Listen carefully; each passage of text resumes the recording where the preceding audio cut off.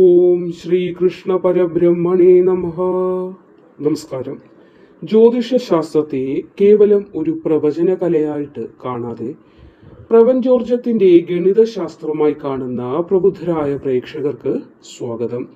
നാം ഇന്ന് ചർച്ച ചെയ്യുന്നത് കാലപുരുഷന്റെ ജാതകത്തിലെ അതിപ്രധാനമായ ഒരു ഗോചര മാറ്റത്തെക്കുറിച്ചാണ്. നവഗ്രഹങ്ങളിൽ ധൈര്യം, വീര്യം, ഭൂമി, പ്രൗഢി എന്നിവയുടെ കാരകനായ അങ്കാരകൻ അഥവാ ഭൂമിപുത്രനായ ചൊവ്വയുടെ രാശിമാറ്റം സംഭവിക്കുന്നുണ്ട്.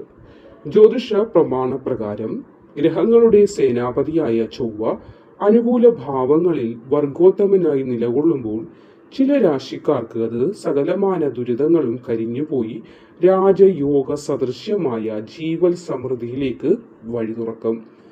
ഈ കാലഘട്ടത്തിൽ ചൊവ്വയുടെ വിശേഷാൽ ദൃഷ്ടിയും ഭാവബലവും കൊണ്ട് അത്യപൂർവമായ ഭാഗ്യാനുഭവങ്ങൾ സിദ്ധിക്കാൻ പോകുന്ന 5 രാശികളെയും അവയിലെ കൃത്യമായ നക്ഷത്രപാദങ്ങളെയും ശാസ്ത്രീയമായി നമുക്ക് വിലയിരുത്താം. അശ്വതി, ഭരണി, കാർത്തിക മേടം രാശിയുടെ അധിപനാണ് ചൊവ്വയുടെ സ്വന്തം സ്വക്ഷേത്ര ബലത്തോടെയും കേതുവിന്റെ അനിഷ്ടദോഷങ്ങളെ ശമിപ്പിച്ചുകൊണ്ടും നിൽക്കുന്നതിനാൽ തന്നെ ഇവർക്ക് ഭൂമി ലാഭമാണ് പ്രധാന നേട്ടം അല്ലെങ്കിൽ ഫലം. കേതുദശയുടെയോ അപഹാരങ്ങളുടെയോ കഠിനത അനുഭവിക്കുന്ന അശ്വതി നക്ഷത്രക്കാർക്ക് ആശ്വാസം ലഭിക്കുകയും തടസ്സപ്പെട്ട കർമ്മരംഗം, പെട്ടെന്നുള്ള ഒരു കുതിച്ചുചാട്ടം, ഔദ്യോഗിക അംഗീകാരം എന്നിവയിലേക്ക് വഴിയൊരുക്കുകയും ചെയ്യും. ഭരണി ശുക്രന്റെ നക്ഷത്രമാകയാൽ ചൊവ്വയുടെ മാറ്റം ഭൗതിക സുഖ സൗകര്യങ്ങൾ വർദ്ധിപ്പിക്കും. പുതിയ ഗൃഹനിർമ്മാണം, വാഹനയോഗം, വലിയ ബിസിനസ് നിക്ഷേപങ്ങൾ എന്നിവയ്ക്ക് വഴിതെളിക്കും. കാർത്തിക ആദിത്യന്റെ നക്ഷത്രമാണല്ലോ. അധികാര സ്ഥാനങ്ങൾ തേടിവരും. പിതൃസ്വത്തുമായി ബന്ധപ്പെട്ട തർക്കങ്ങൾ അനുകൂലമായി തീരും. പരിഹാരക്രിയ കൂടി പറഞ്ഞുതരാം. ചൊവ്വാഴ്ചകളിൽ സുബ്രഹ്മണ്യ സ്വാമിക്ക് ചുവന്ന മാല സമർപ്പിച്ച് ഭജിക്കുക. ചൊവ്വയുടെ തീഷ്ണത കുറച്ച് ശുഭഫലങ്ങൾ വർദ്ധിപ്പിക്കും. അടുത്ത രാശി പുണർദം, പൂയം, ആയില്യം, കർക്കിടകമാണ്. ഇവിടെ കർക്കിടക രാശിക്കാർക്ക് ചൊവ്വ തന്റെ 10, 11 ഭാവങ്ങളിൽ ഉപജയസ്ഥാനബലത്തോടെ നിൽക്കുകയാൽ സാമ്പത്തിക സ്രോതസ്സുകളിൽ പുരോഗതി കാണും. പുണർദം നക്ഷത്രത്തിന് വ്യാഴത്തിന്റെ സ്വാധീനമുണ്ട്. ഇപ്പോൾ വിദേശ തൊഴിലിനായിട്ട് കാത്തിരിക്കുന്നവർ സുനിശ്ചിതമായ വിസ ലാഭവും ഉയർന്ന വരുമാന യോഗവും ലഭിക്കും. പൂയം ശനിയുടെ കാഠിന്യത്തിൽ നിന്ന് മോചനം ലഭിക്കുന്ന സമയമാണ്. പഴയകാല ബാധ്യതകളിൽ അല്ലെങ്കിൽ കടങ്ങളിൽ നിന്ന് പൂർണ്ണമായി മുക്തരാകാൻ ധനാഗമ മാർഗങ്ങൾ തെളിയും. ആയില്യം ബുധന്റെ നക്ഷത്രമാണ്. ബുദ്ധിപരമായ തീരുമാനങ്ങളിലൂടെ ബിസിനസ്സിൽ വിജയം തേടും. മാനസിക സംഘർഷങ്ങൾ ഒഴിയും. ഗൃഹത്തിൽ സമാധാനം കൈവരും. പരിഹാരങ്ങളെ കൂടി പറഞ്ഞുതരാം. തിങ്കളാഴ്ചകളിൽ ശിവക്ഷേത്രത്തിൽ ക്ഷീരധാര നടത്തുന്നതും നാഗദേവതകൾക്ക് വഴിപാടുകൾ സമർപ്പിച്ച് പ്രാർത്ഥിക്കുന്നതും നിങ്ങൾക്ക് ഒരുപാട് തന്നെ ഗുണം ചെയ്യും.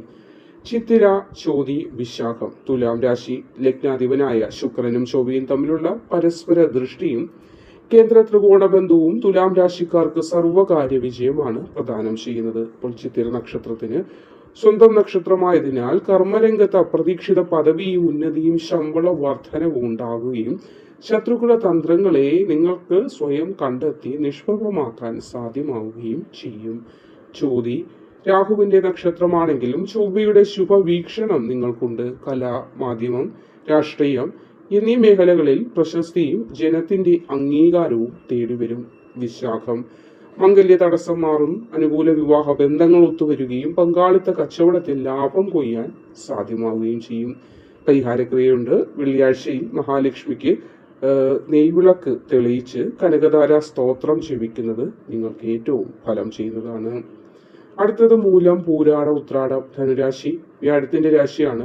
ധനുവിൽ ഭാഗ്യകർമാധിപതിയുടെ യോഗം വരുന്നതിനാൽ ഇവിടെ ദൈവാനുകൂല്യം അല്ലെങ്കിൽ ദൈവത്തിന്റെ കൃപ എന്ന് പറയാം, ദൈവാനുകൂല്യം കൂടുതലായിട്ട് കാണുന്നുണ്ട്. അല്ലെങ്കിൽ അങ്ങനെ ഒരു സമയം തുടങ്ങുന്നു. മൂലനക്ഷത്രത്തിന് ജന്മനക്ഷത്ര ദോഷങ്ങൾ മാറി, നിയമപരമായ പ്രശ്നങ്ങളൊക്കെ മാറി, കോടതി വ്യവഹാരങ്ങളിൽ വിജയമൊക്കെ പൂർണ്ണമായി വന്നു ചേരുന്ന, സുനിശ്ചിതമായി അനുഭവിക്കാൻ യോഗമുള്ള സമയം. പൂരാട നക്ഷത്രത്തിന് കുടുംബത്തിൽ ദീർഘനാളായി നിലനിന്നിരുന്ന ശാന്തിയൊക്കെ മാറും. ഐശ്വര്യം വരികയും ഭൂമിയോ അല്ലെങ്കിൽ ഫ്ലാറ്റോ ഒക്കെ വാങ്ങാനോ അഡ്വാൻസ് നൽകാനോ ഒക്കെ സാധിക്കും. ഉത്രാടത്തിന് സമൂഹത്തിൽ പ്രമാണിയായി മാറാനുള്ള അവസരങ്ങൾ വരും. സർക്കാരിൽ നിന്ന് കിട്ടാനുള്ള ആനുകൂല്യങ്ങൾ പെട്ടെന്ന് തന്നെ അനുവദിച്ചു കിട്ടും. പരിഹാരം പറഞ്ഞുതരാം. വ്യാഴാഴ്ച ഗണപതി ഭഗവാന് കറുകമാല, ഭഗവാൻ വിഷ്ണുവിന് മഞ്ഞ പൂക്കൾ കൊണ്ടുള്ള അർച്ചന നടത്തി മുന്നോട്ട് പോവുക. ഉത്രാടം, തിരുവോണം, അവിട്ടം. മകരം രാശി. ചൊവ്വയുടെ ഉച്ചക്ഷേത്ര ദൃഷ്ടിയും ശനിയുടെ രാശിബലവും ഒത്തുചേരുന്നതിനാൽ മകരം രാശിക്കാർക്ക് കർമ്മസിദ്ധിയുടെ സുപ്രധാന കാലഘട്ടമാണ് തുടങ്ങുന്നത്. അപ്പോൾ ഉത്രാട നക്ഷത്രത്തിന് തൊഴിൽ രഹിതരായിട്ടുള്ളവർക്ക് മികച്ച കമ്പനികളിൽ ജോലി ലഭിക്കാനും ഉദ്യോഗസ്ഥർക്ക് ആഗ്രഹിച്ച സ്ഥലത്തേക്ക് ട്രാൻസ്ഫർ അല്ലെങ്കിൽ സ്ഥലം മാറ്റത്തിനുള്ള സാധ്യതയും കാണുന്നുണ്ട്. തിരുവോണം ചന്ദ്രന്റെ നക്ഷത്രമാകിയാൽ മനസ്സിൽ വിചാരിക്കുന്ന കാര്യങ്ങൾ കൃത്യമായി നടപ്പിലാക്കാൻ സാധിക്കും. സ്വന്തമായി വാഹനമോ ആഭരണമോ ഒക്കെ വാങ്ങാനും അണിയാനും ഒക്കെയുള്ള യോഗം കാണുന്നുണ്ട്. അവിട്ടം ചൊവ്വയുടെ സ്വന്തം നക്ഷത്രമാണ്. അപ്രതീക്ഷിത ധനലാഭം, പുതിയ ബിസിനസ് സാമ്രാജ്യം പടുത്തുയർത്താനുള്ള ഊർജം എന്നിവ സിദ്ധിക്കും. പരിഹാരമുണ്ട്.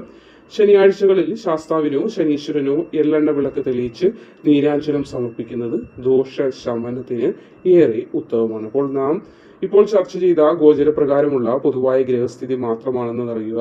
എന്നാൽ ഒരു വ്യക്തിയുടെ യഥാർത്ഥ അനുഭവങ്ങൾ അറിയണമെങ്കിൽ അവരുടെ ജനന സമയത്തെ ഗ്രഹനില, ലഗ്നബലം, നിലവിലെ മഹാദശ, അന്തർദശ എന്നിവയൊക്കെ നമുക്ക് സൂക്ഷ്മമായിട്ട് ഗണിക്കേണ്ടത് വളരെ അത്യാവശ്യമാണ്. അതുകൊണ്ട് എന്തെങ്കിലും വ്യക്തമായ ജാതക ഗണിതങ്ങൾ, കൃത്യമായ ഭാവഫലങ്ങൾ, ദോഷപരിഹാരങ്ങൾ നിങ്ങൾക്ക് മനസ്സിലാക്കണമെന്നുണ്ടെങ്കിൽ ഇവിടെ നമ്പർ കൊടുത്തേക്കാം.